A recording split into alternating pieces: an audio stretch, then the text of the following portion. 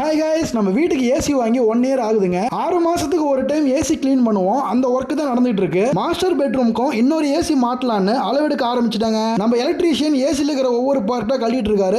ஏசில இருக்கிற கம்ப்ரஸரையும் ஃபேனையும் க்ளீன் பண்றதுக்காக மக்குல லிக்விட் ஊத்தி கலக்க ஆரம்பிச்சிட்டாருங்க. அந்த கேப்ல மாஸ்டர் பெட்ரூம்க்கு ஏசி மாட்டுறதுக்காக நான் அளவெடுக்க ஆரம்பிச்சிட்டேங்க.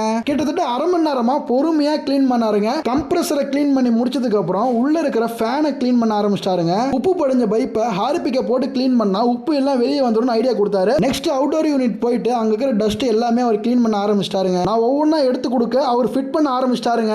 முன்ன இருந்த கூலிங்கை விட இப்ப அதிகமாவே கூலிங் வந்ததுங்க. நம்ம எலக்ட்ரீஷியன் ஏசி கிளீனிங் ஒர்க்கை சூப்பரா முடிச்சு கொடுத்துட்டு கிளம்பிட்டாருங்க. நம்ம ரெயின்சிக்கா பாப்பா ஏசியில பாருங்களேன் எவ்வளவு கூலிங்கா விளையாடுறாங்க. மொத்தத்துல ரெயின்சிக்காக தாங்க ஏசியே வாங்கினேன். ஏசி கிளீன் பண்ணாம வச்சிருந்தா பெரும் ஆபத்து விளைவிக்குங்க. ஏசி கிளீன் பண்ணாம உங்க ஃப்ரெண்ட்ஸ் யாராவது ஏசி யூஸ் பண்ணிட்டு இருந்தாங்கன்னா இந்த வீடியோ ஷேர் பண்ணிடுங்க. ஓகே गाइस, நெக்ஸ்ட் வீடியோல பார்க்கலாம். பை.